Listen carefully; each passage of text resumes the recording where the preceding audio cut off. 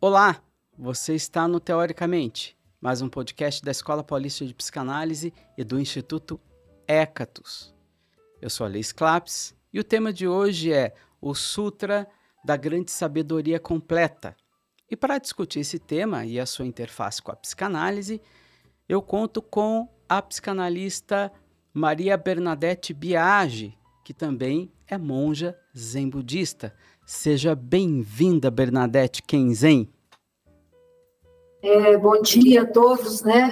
Prazer estar aqui com vocês e compartilhar um pouquinho do que fui juntando ao longo da minha vida.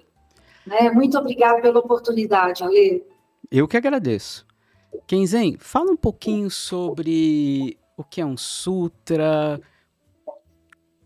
como surgiu esse sutra da grande sabedoria completa, como se chegou até esta configuração dentro do Zen, da Sotoshu. Fala um pouquinho sobre localiza um pouco o nosso ouvinte telespectador sobre esse tema. Então, um sutra é um ensinamento, né? É algum lugar que alguém chegou no ensinamento. Vamos fazer uma comparação, assim, retalhos da nossa vida. Quantas palavras, se a gente fosse percorrer a nossa vida, quantas palavras a gente tiraria de cada lembrança, né, de cada experiência emocional que a gente teve?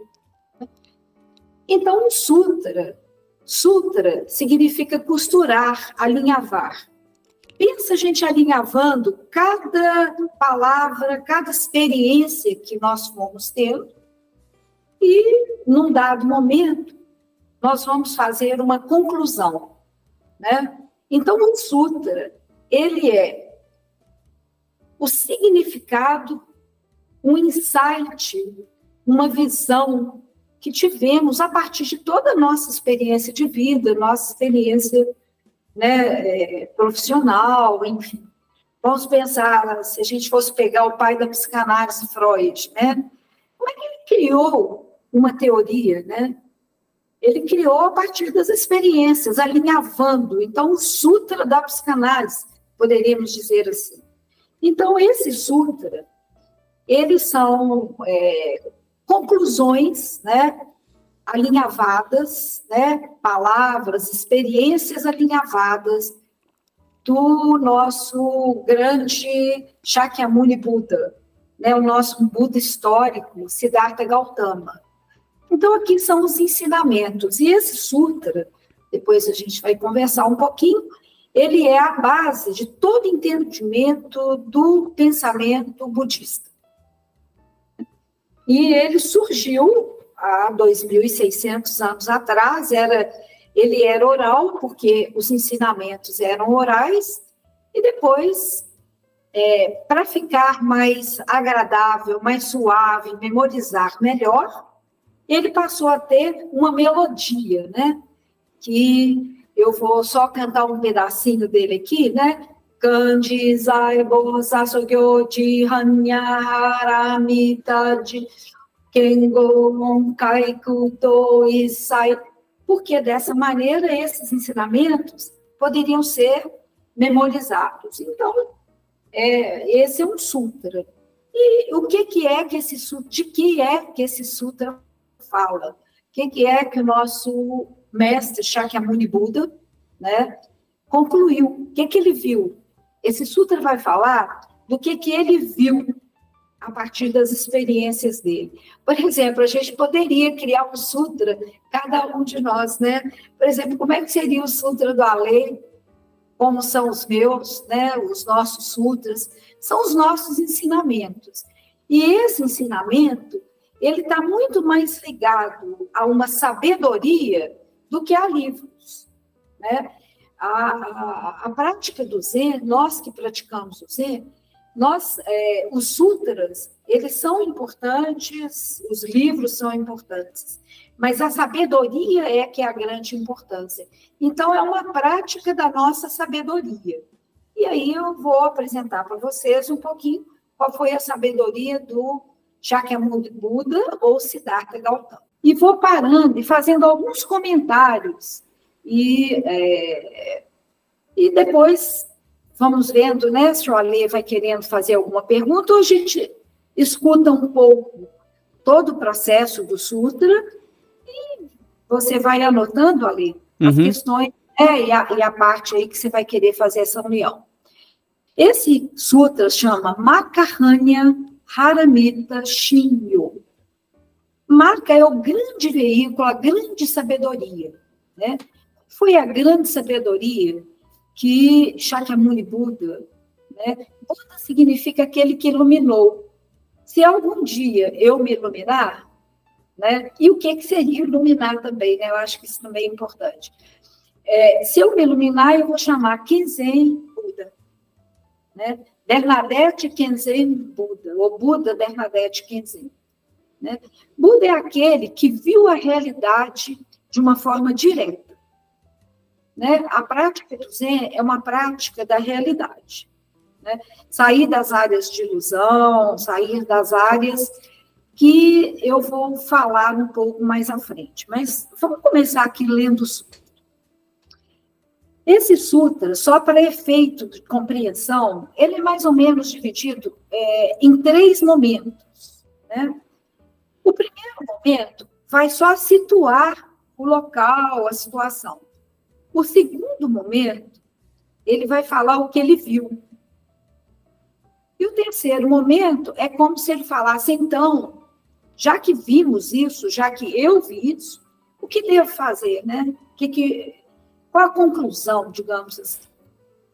Bem, quando o Bodhisattva da compaixão, Avalokitesvara, praticava profundamente o Prajnaparamita, ele viu. Um Bodhisattva é uma pessoa que atingiu uma compreensão direta da realidade e que ele tem como uma escolha, né, atravessar todas as pessoas. Então, por exemplo, um psicanalista, ele poderia ser um bodhisattva. Nós atravessamos os nossos pacientes, né? Atravessamos, sei lá, né, de uma área de sofrimento para uma área de compreensão ou de menos sofrimento, ou uma visão diferente, né? E o Bodhisattva, ele tem essa função, né? É uma escolha que ele faz ele atingiu a iluminação. Iluminar significa lidar com a realidade como ela é. E ele vai fazer essa travessia. Então, quando o Bodhisattva da compaixão, aí era qual Bodhisattva? Da compaixão, Avalokitesvara, ou Kanon, né? É interessante, assim, quando ele praticava, mas praticava de que maneira? Profundamente.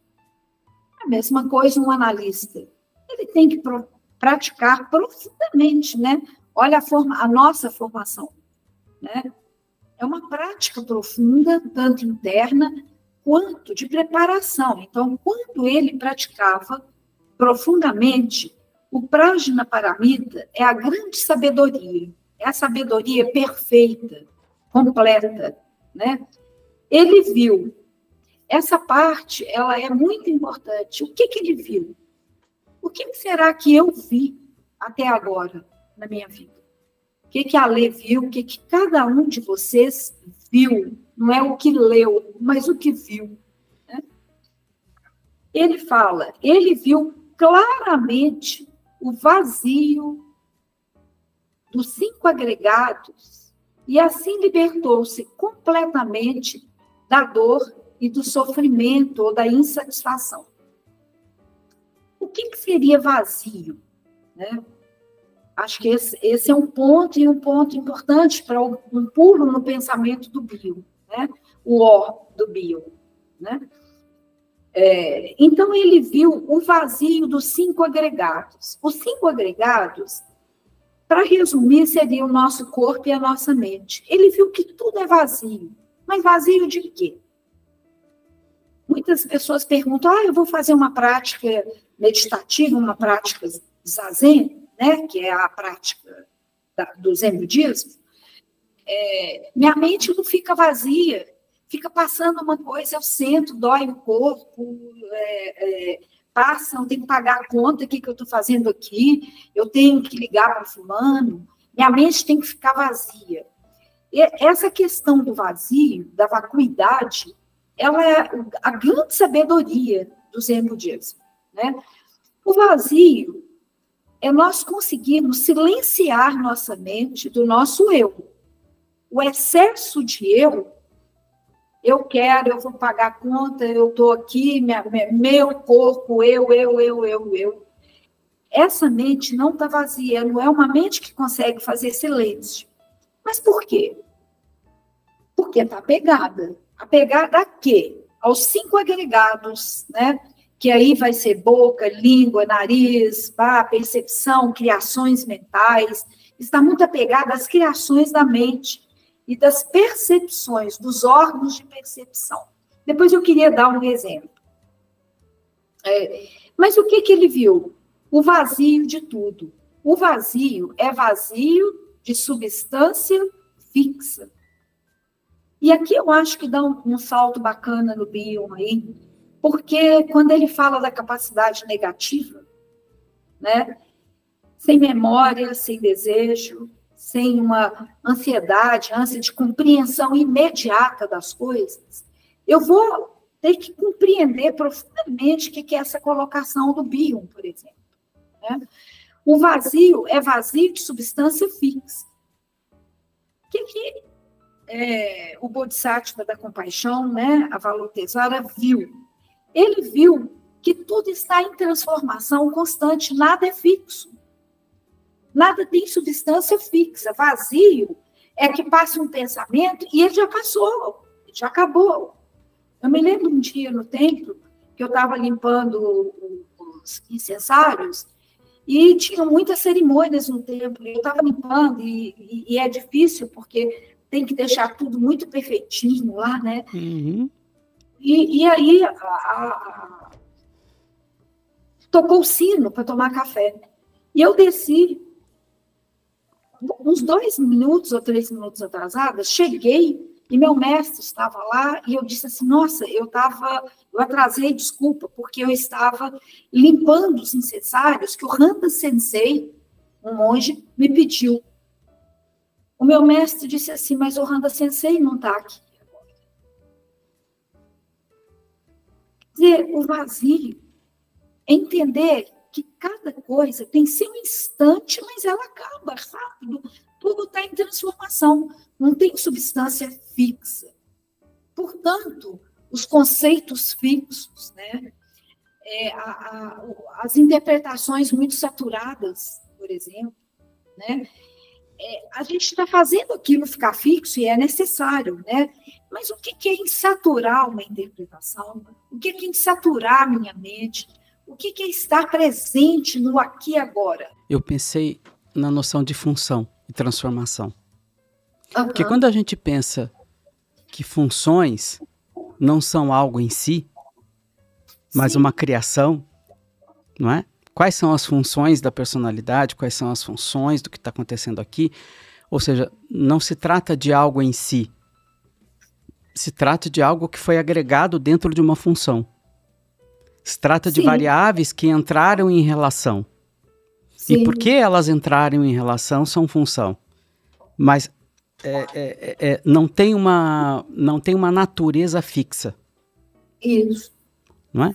Eu pensei agora nessa questão dos agregados como funções. Sim. Né?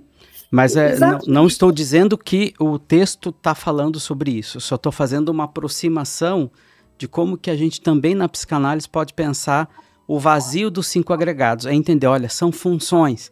E como são funções que são variáveis que entraram em relação, elas podem não entrar em relação. Elas podem entrar em outro tipo de relação. Ou seja, são fluídas. Não são fixas. Exatamente, eu acho bacana essa colocação aí, Ali, porque exatamente isso vai depender da combinação daquele instante. Sim. Né? Então, não é fixo. Não. Então, que estado de mente que eu tenho que estar para entender que não tem fixo, vai depender do instante. vai depender do vínculo, vai depender do que acontecer. É como as sinapses no cérebro, né? São bilhões e bilhões de neurônios fazendo bilhões e bilhões de sinapses, dependendo da situação que está acontecendo ali, naquele instante na sala de análise, né? Naquele instante da relação, que também não é fixo. Então, como deixar minha mente fluir, né?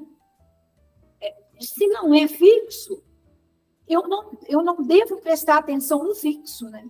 Sim. O fixo vem, mas ele já transformou. Vai depender, são funções em combinação. Né? E o grande salto é entender que isso, exatamente isso, que o fixo é uma ilusão. Completamente uma área de ilusão. É uma área de ilusão. Uhum. Não é? Uhum. O que o Freud chamou de recalque, ou retorno do recalcado, que é uma fixidez, é uma ilusão. Completamente uma ilusão. É uma ilusão com força de realidade, mas é uma ilusão. Então, e porque no momento que alguma coisa que estava registrada na memória, que também não é fixa, porque aquilo vai recombinando. Sim.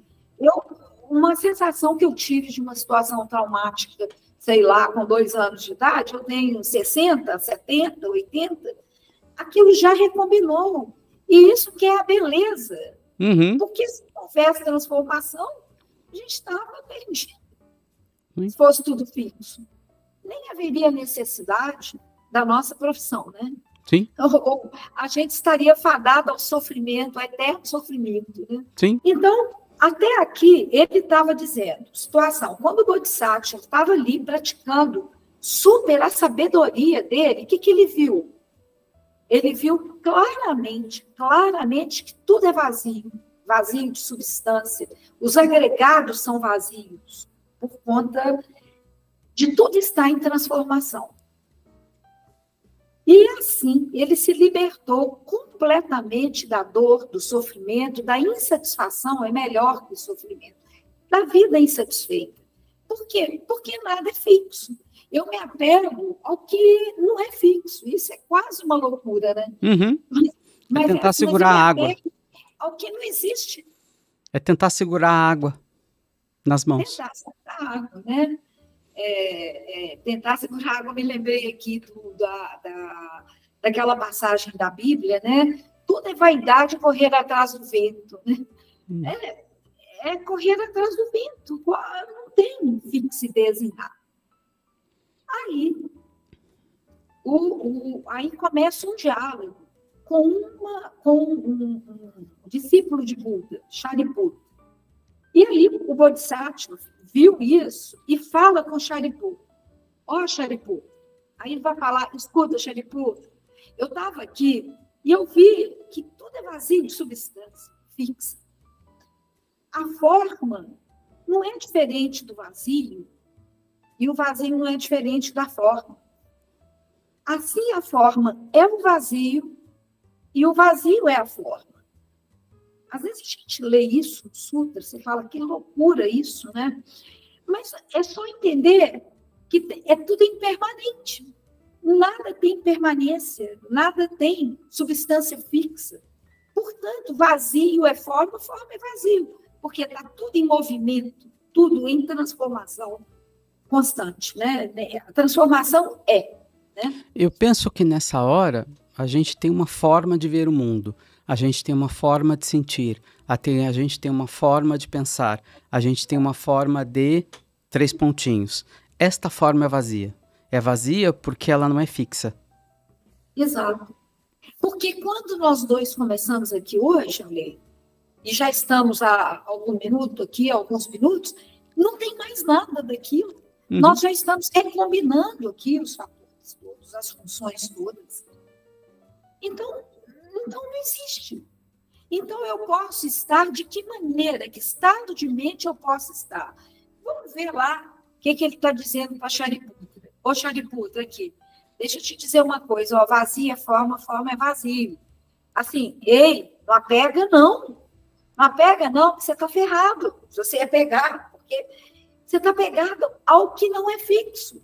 já acabou, né? Assim, eu desci e disse, eu estava, Randa Sensei não está aqui mais, acabou, recombina aqui, esteja livre aqui, solto aqui, fica solto, faz um atendimento mais solto, com a mente mais solta, com atenção flutuante, capacidade negativa. Sonho. Sonho, exato. Né? E aí ele vai dizer, a semelhança disso, ele queria explicar um pouquinho mais para Shariputra. E falou, olha, a semelhança disso, sensação, conceituação. Gente, eu vou ter que ler, mas eu fiz uma cirurgia, eu não estou enxergando direito. Quiser, eu leio. Mas aqui está dando a lei. Tá. A semelhança disso, sensação, conceituação, discriminação e consciência, são também vazias, são também assim. É tudo vazio, Shariputra. Ó, Shariputra, todos os fenômenos são vazios. Eles não surgem nem vindo. Né? Quer dizer, não tem EO isso aqui, né? Não surge nem vindo. Eles não são puros nem impuros, são desprovidos de qualquer substância fixa. Assim, no vazio, não há forma, sensação, conceituação, discriminação ou consciência. Não há olhos, ouvidos, nariz, língua, corpo ou mente. Não há cor, não há som, não há cheiro, não há sabor, não há tato ou fenômeno. Nem campo da visão, campo da audição, campo olfativo, campo gustativo, campo tátil ou campo da consciência. Ele está dizendo, ei, tudo que você captar pelos seus órgãos não é fixo, é vazio de substância fixa. Preste atenção, porque você está captando, mas está tudo em transformação constante. Nem ignorância e nem extinção de ignorância. Não, ó, Shariputra, aqui ó, não tem velhice, não tem morte, não tem extinção de velhice, extinção de morte. Por isso que ele fala assim, desencana. Porque assim, não tem nada. Você captou, mas já transformou. Né? Nem sofrimento, nem causa de sofrimento, nem extinção do sofrimento, nem caminho para a extinção do sofrimento, nem sabedoria e nem qualquer aquisição. Ei, nada há para ser ganho. Ei, se não tem o que ganhar, sem o que ganhar, o Bodhisattva vive em Prajna Paramita. O que é isso? Né?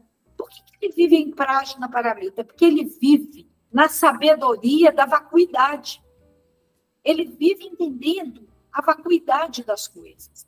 Então, ele pode estar entregue, é um ato de entrega, né? Sem nenhum obstáculo em sua mente. Porque tudo é vacuidade, não tem obstáculo. Né? E sem obstáculo, ele vai ficando sem medo também. Por quê? Porque ele tem que ter um ato de fé aqui. Né? Qual o ato de fé do Bio? Né? Não tem nada. Se entrega e vai. E se presentifique no aqui e agora, nesse instante, na hora analítica. Quando eu fui fazer minha análise com Antonino Ferro, em 2002, o meu supervisor me disse assim, Maurício Colovar, ele falou, olha, tem uma coisa que você vai entender agora, na sua análise e nos estudos e na supervisão. Ele disse assim, non lasciare la mente uscire dall'istância de análise. Não deixar a mente sair da sala de análise. Aqui, agora, nesse instante. E deixar surgir, é o que surge daquele instante, naquela combinação, né?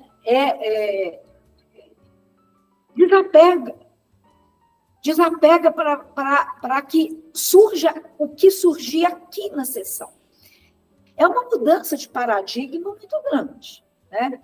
Porque você vai sair de um modelo mais binário, de um modelo, né, para um modelo espectral. Né? Vai depender do aspecto da combinação que acontecer ali. Né? Bem, e ele segue. Ei, então, aqui, vive sua vida em Prajna Paramita. viva a sua vida na sabedoria, na intuição das coisas, né? Sem nenhum obstáculo em sua mente, sem obstáculos e, portanto, sem medo. Inteiramente afastado dos sonhos ilusórios. Ou seja, sai da área de ilusão. Isso é um nirvana.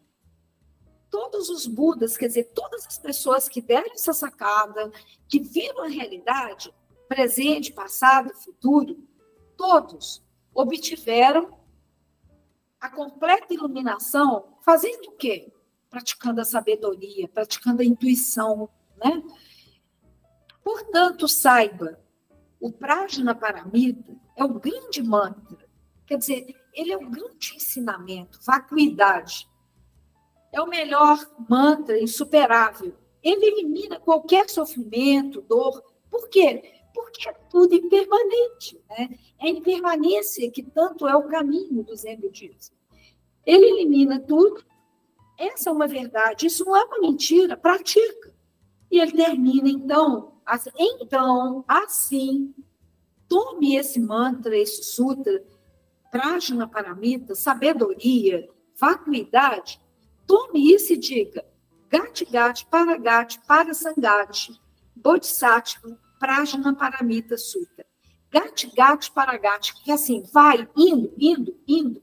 Não é eu fui, eu vou, indo, processo, vai, solta, entrega, né?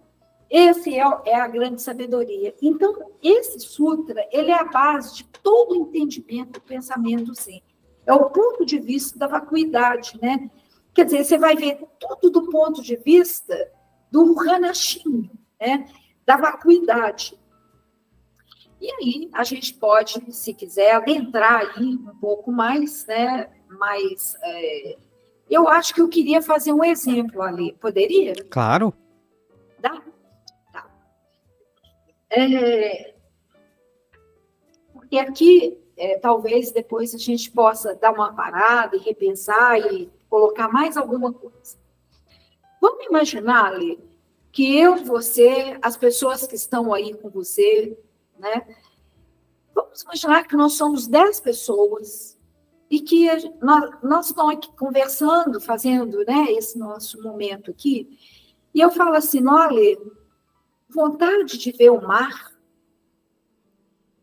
Aí você vai, é mesmo, né? Seria uma coisa legal fazer esse momento nosso aqui de frente para o mar. Nossa, legal. E todo mundo, 10 pessoas falam, vamos ver o mar? Isso é o nosso desejo. Dessas 10 pessoas, quantas de fato vão sair do momento do desejo e vão colocar o corpo em movimento?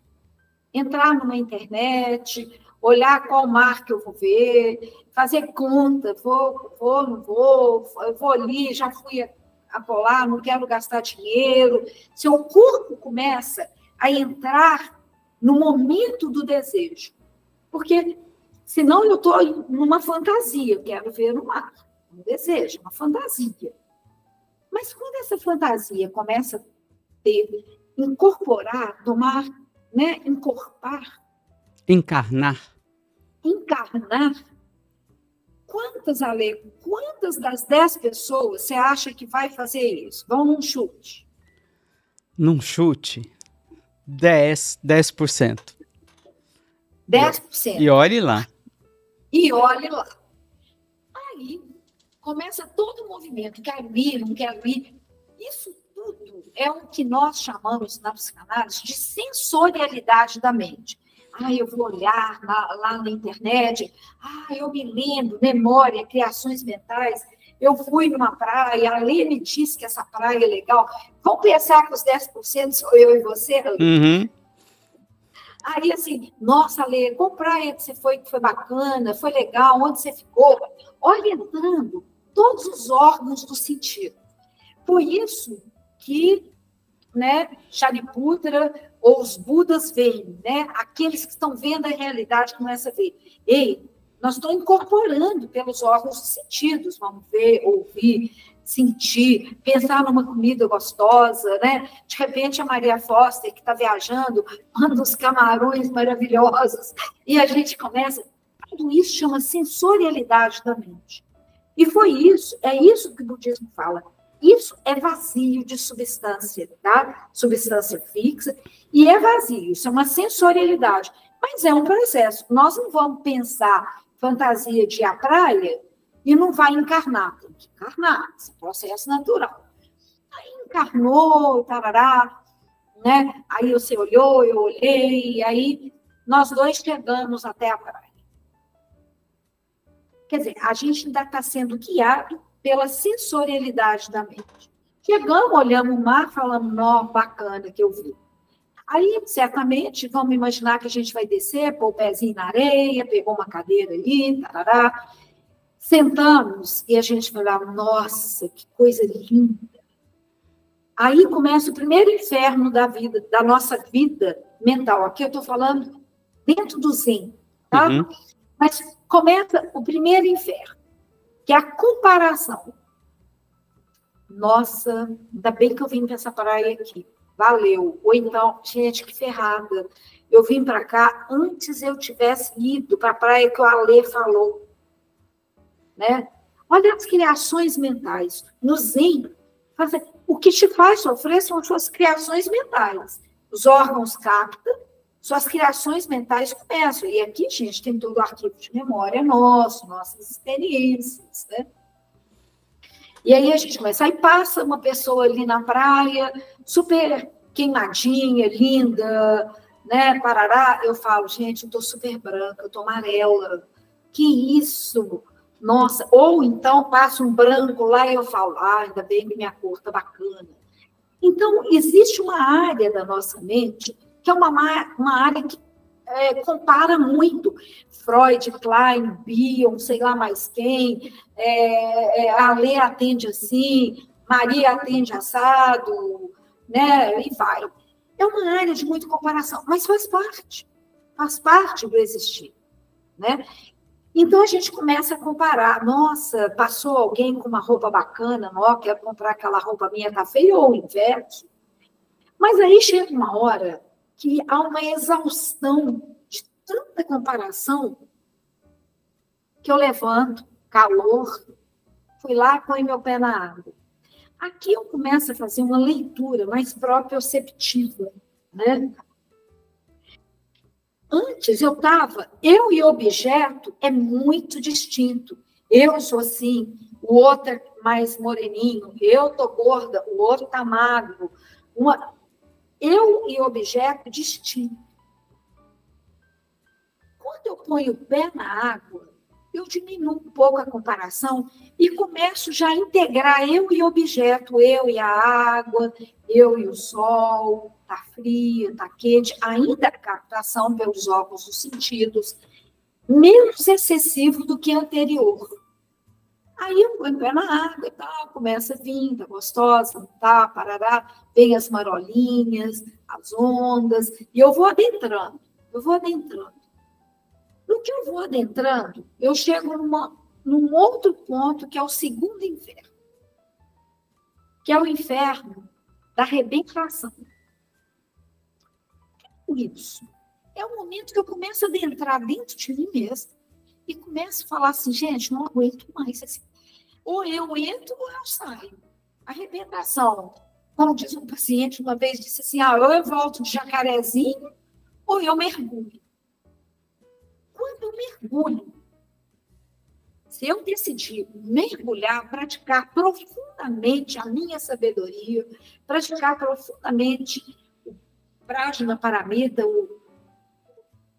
a visão da vacuidade, eu vou mergulhar. Vamos imaginar que o Alê mergulhou lá na praia que ele estava e eu chego e vou fazer uma entrevista com o Alê. Alê, aqui, quem é você? Você, a água. Você vai responder nada. Por quê? Porque já não há mais tanta separação sujeito-objeto. Eu sou a coisa, está tudo em transformação. Eu sou a água que eu bebo. E essa interdependência é uma visão que nós que somos praticantes do Zen temos, assim, em profundidade, assim, ouro. Se a gente começar a mergulhar, vai chegar num ponto que tudo é vazio, de substância fixa.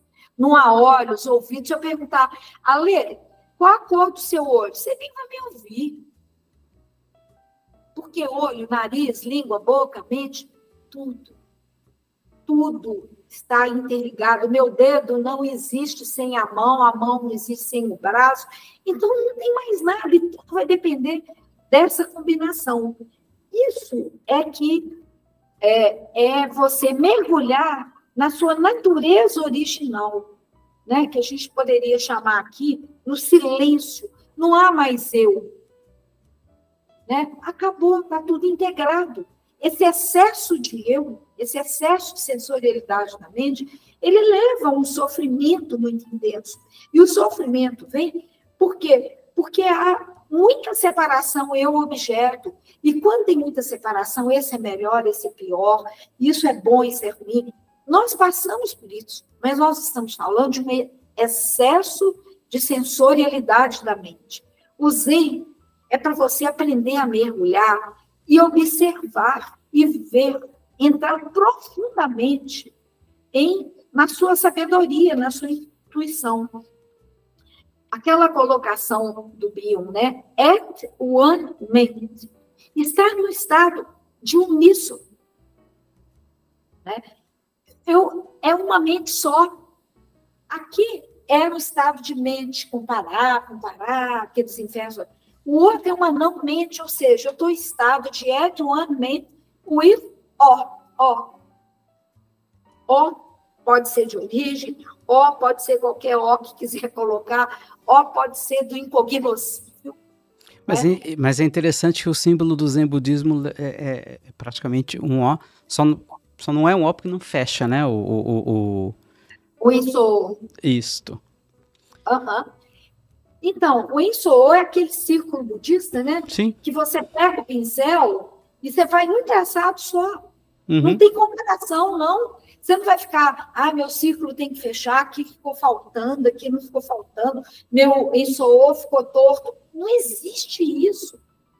Isso literalmente não existe. A minha área de sofrimento é eu viver fora da sabedoria da vacuidade da existência, da vacuidade de tudo. Esse é um pensamento, assim. Quer dizer, nada tem início, fim, sabe? Assim, o que existe é mergulhar, estar presente aqui, nesse instante, que já está em transformação, em constante transformação. Então, não há nada fixo. Nós usamos uma expressão shikantaza, né? Quer dizer, entrega corpo e mente, solta, não há nada.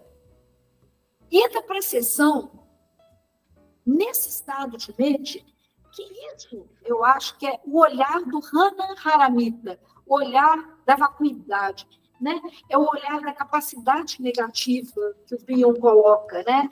E a Mestre Dogen, né, que é fundador da nossa escola Soto Zen, ele fala assim, estudar o budismo é estudar a si mesmo.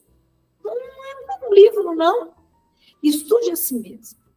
Estudar a si mesmo é esquecer de si mesmo. O que é esquecer de mim? Mergulhe, vai fundo. Para que você perceba a vacuidade, a interdependência de tudo. E esquecer de si mesmo é se integrar ao todo, né? Estar nesse estado, desse at one minute with all. Eu queria fazer agora uma linha do tempo da obra de Bion, para a gente fazer essa aproximação agora. Certo. Já nos seus primeiros escritos ali em Second Thoughts, a gente tem já a presença de O, a presença da noção de função, que é bem melhor colocada em aprender da experiência. Ele abre o livro falando, funções da personalidade. Né? E quando ele coloca funções, obviamente toda a questão de fixidez é deixada para trás. Já é uma outra coisa. né? O que eu observo é uma função e eu deduzo os fatores. O que eu observo é uma função e eu deduzo os fatores. Eu não sei os fatores a priori. O que nos leva a uma crítica lá em Elementos de Psicanálise ao excesso de conceituação da psicanálise. Certo. Porque o excesso de conceituação da psicanálise cria uma memória da qual eu já conheço o paciente antes mesmo dele chegar. Sim. Não é? Sim. O que vai frontalmente contra a noção de funções e fatores. Porque eu vou deduzir os fatores, eu não os conheço. Eu tô explorando o desconhecido. Lógico, esse excesso de conceituação não faz bem. Sim. Né? Eu preciso deixar a mente mais livre. Uhum. O que nos leva, não é, a noção de experiência emocional é como eu vivo aquilo que me move. Eu não sei o que me move, mas a experiência emocional é como eu vivo aquilo que me move. É uma transformação que nos leva ao outro livro, Transformações. Né? Transformações e Invariâncias. Né? Olha como uma coisa vai levando a outra e a gente está fazendo essa costura com o Sutra, né? E é interessante quando ele chega lá no capítulo 10 de Transformações, ele se pergunta, bom, olha que coisa interessante, que estado de mente eu preciso para poder perceber as transformações que ocorrem no consultório? E nos leva de novo a mais um livro, Atenção e Interpretação, onde ali é tudo muito mais bem formalizado, né? Onde ele coloca qual é o estado de mente do analista? Sem desejo, sem memória, sem desejo de compreensão e com evidência mínima dos sentidos. Ele chama esse estado de mente de fé. Sim. Não é? Que é o estado necessário para captar as experiências emocionais que estão se dando no aqui e agora.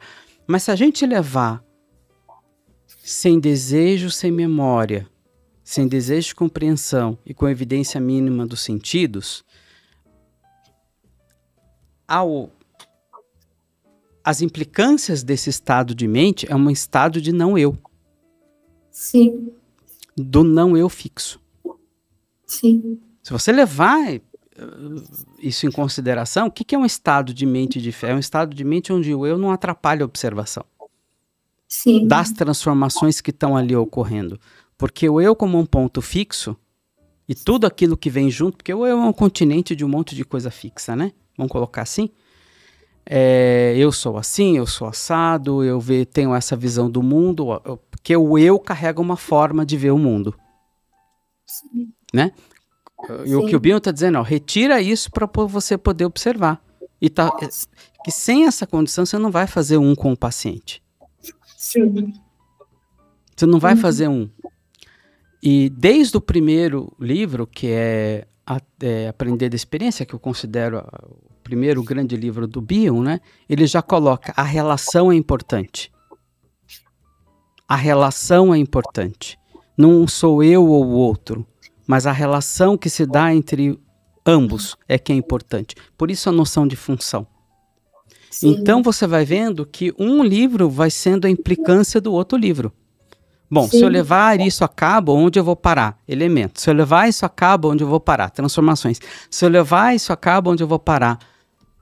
Atenção e interpretação. Se eu levar isso a cabo, onde eu vou parar? Numa zona onírica, que é uma memória a trilogia Uma Memória do Futuro. Onde ele já não está mais preocupado em conceituar mais nada. Sim. Não é? É uma obra muito mais onírica. Sim. De psicanálise. Então, quando a gente faz esse paralelo entre o Sutra e a própria obra do Bion e o que ele está se propondo, a gente tem um belo paralelo. Sim. São diria eu assim, respeitosamente, são questões distintas. O Zen e a obra do Bion, mas elas têm paralelos muito grandes. E, por exemplo, quando ele também traça ali ali no capítulo 10 e também no 3 capítulo 10, Transformações, e 3 de Atenção e Interpretação, ele vai citar Mestre Eckhart também, a mística, que que vai por um caminho muito parecido. Não é a mesma coisa, mas um caminho parecido. Então, nós temos aqui uma fonte de aproximação muito grande entre a obra do Bion e o que ele está propondo para o analista, não para o paciente, para o analista, e o sutra que a gente está trabalhando. E tem uma palavra que não apareceu aqui, mas eu queria agora colocar ela em primeiro plano, que é a liberdade. Isso. Você aumenta a liberdade, né? Porque se iluminar e ver aquilo como as coisas são, aumenta o seu grau de liberdade. Porque a invariância diminui o grau de liberdade que você tem sobre a vida e sobre o que acontece. Né? Porque cada invariância implica uma diminuição da liberdade. Sim, exatamente. E eu acho, Ale, que você está colocando tantas coisas, só dar alguns pontos, mas nem precisa dos meus comentários aí, mas quando você fala assim, né, eu conheço meu paciente, sim, se ele estiver morto, pelo menos na relação um vive e um morto, acabou. Né? Se eu entendo que tudo está em transformação, até mesmo morto, mas estou querendo só dizer essa ideia da gente chegar ao conheço meu paciente, eu matei ele. Não há mais nada, porque a minha mente matou. Eu estou morto, acabou a relação. Eu não sei onde eu li. Eu sei que eu li, mas isso eu li num livro na Itália, mas eu não sei, eu tenho uma raiva de não ter anotado isso, mas talvez você saiba, eu já até disse isso a Maria. Eu não sei se é algum autor que menciona Bion, se é um comentário desse autor, se está em Bion mesmo. Ele fala assim que o mais importante é a gente pensar que tipo de cópula está acontecendo aqui agora, aqui agora na análise entre eu e o paciente. Que tipo de relação, que tipo de vínculo está se estabelecendo nesse instante que está em transformação. E a coisa, assim, da gente estar preso, não deixar a mente da gente sair da sala de análise, isso é importante. Isso está querendo dizer o quê? Eu estou aqui agora com você, presente, nesse instante, onde nada é fixo. Quando o Bion dá essa sugestão, é muito legal, quer dizer... É uma quebra de paradigma. É uma quebra completa de paradigma. Esse estado de fé, né, quer dizer, o eu não atrapalhar a observação, eu estou entendendo que eu preciso observar se o estado de mente que eu estou na minha vida, como analista, se é um estado de mente que eu quero ter capacidade negativa, ou tenho esses conceitos, mas eu próprio não vejo as coisas como impermanentes. Porque se eu não ver isso, eu vou ter só palavras, conceitos, mas eu preciso de adentrar em mim, na qualidade da minha mente, ter um ato de fé, né? Porque eu preciso observar a vacuidade. Nesse ponto, eu acho que a prática do Zen, ela é uma prática que ajuda o meu corpo a saber de mim. Estudar o budismo é estudar a mim mesmo, né? A qualidade da minha mente. Porque se eu tenho um discurso, mas eu me apego a conceitos, ou me apego, eu conheço ao paciente, não me apego, então acabou. Eu não estou ali. Eu estou em qualquer lugar, menos ali. Menos naquela cópula, né? Menos naquele instante ali. Né? Eu acho que essas colocações, né, que você está colocando aí são colocações que estão colocando, é terrível, né, Ali? Aí ficou. Né? Quer dizer, essa questão da liberdade, isso não pode ficar só em palavras, tem que ter uma... Eu tenho liberdade. Eu enxergo as coisas como fixas, como permanentes, né? E isso é uma situação que nós devemos pensar, independente. O Sutra do Coração é o que esse Shakyamuni, né, sentou e falou assim: ei, não existe nada, desapega, tudo. A natureza original, né, esse ó dessa natureza original, é a gente fazer aproximações disso, né? É tirarmos a nossa mente da fixidez das coisas, né? E praticar a nossa intuição. E a prática da meditação zazen, que é arrasar, sentar e adquirir esse estado de compreensão da vacuidade, né? É que a gente vai clarificar isso em nós, né? Para perceber a liberdade, a natureza original, ela é livre. Ela não é uma coisa que está fixa, né? Eu estou aqui procurando uma coisa que eu tinha escrito aqui. Enquanto você procura, tem uma questão importante, que é que você diz. O analista que não conseguiu ver isso nele, ele não consegue fazer isso na sessão. Porque ele não viu isso nele. Ele não viu nele, exato, Ale. É a questão do tripé psicanalítico. Você não viu em você? Sim. Você não vivenciou em você? Como é que você vai vivenciar na sessão? Tem jeito. Não tem jeito. Não tem. Eu estou em algum outro estado de mente. Se você me permitir, porque eu não sei a hora, eu queria ler uma coisa muito pequenininha, rápida. Por favor. 2 segundos. E também, se tiver tempo, eu queria contar uma sessão minha de análise com Antonino Ferro. Não sei o tempo, né? Temos uns 10 minutos. 10? Não, beleza. O meu mestre, para encerrar a questão do Zen, o meu mestre, que chama Senno Sokan, Senno Choho, né, que é superintendente, né, ele representa o escritório central do Japão na América do Sul. Ele disse assim, outro dia numa palestra, eu anotei isso, ele falou assim, olha, não tente compreender o budismo, interpretando o significado das coisas, das palavras.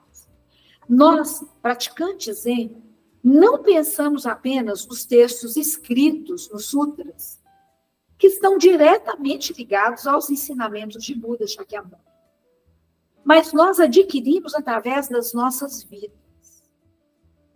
O caminho de Buda é um estilo de vida. Que estilo de vida é esse? Como você vive, como você usa seu corpo, a maneira como você escolhe suas palavras e como funciona a sua mente. Então, a prática do Zen é uma prática de observação de si mesmo e desse mergulhar, sabe? Até você estar ali, at one mente with paciente. Está numa mente única com o paciente. Isso, né? Isso.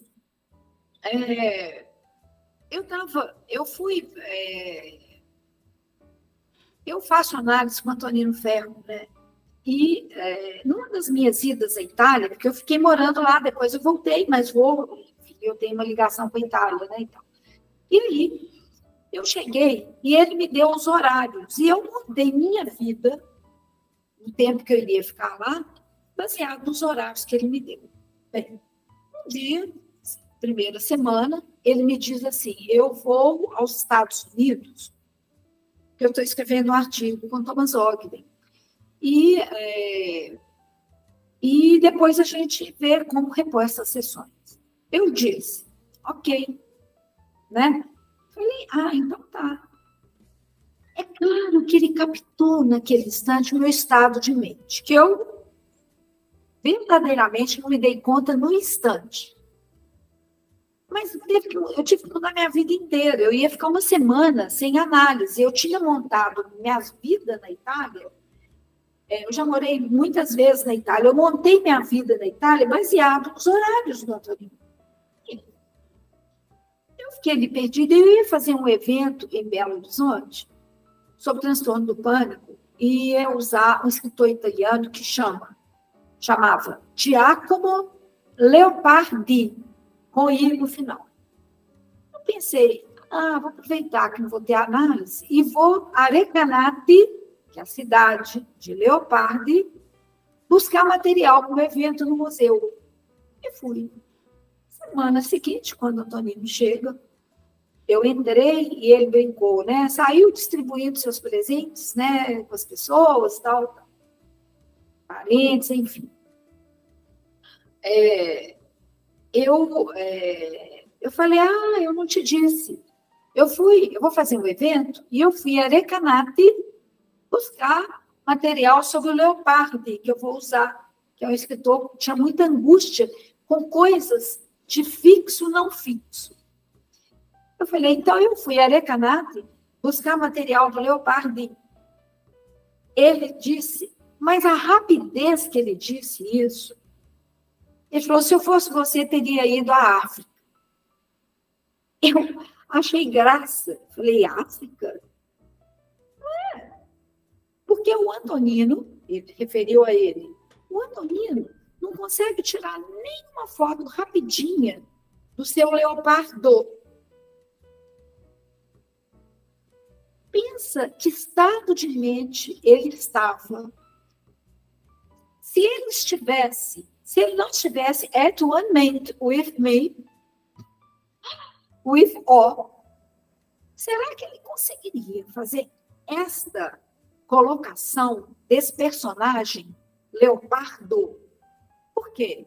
Imagino eu que ele percebeu que eu não gostei dele viajar. Porque bagunçou minha vida no mínimo. Né? Ao invés dele fazer uma interpretação fechada, sabe, pronta, ele estava em estado de liberdade ali. Para falar isso numa rapidez, se eu fosse você ter ido à África, porque o Antonino não consegue fazer nenhuma foto rapidinha do seu leopardo. Bom, aí entrou um personagem nessa cena. Uhum. Então, mas que estado de mente ele estava? Que estado de liberdade ele estava? Então, eu acho que a prática, que seja de qualquer coisa, mas da sua própria sabedoria, da sua intuição, com certeza ele estava com muito mais intuição naquele momento do que com as teorias, do que com as coisas prontas. Uhum. Né?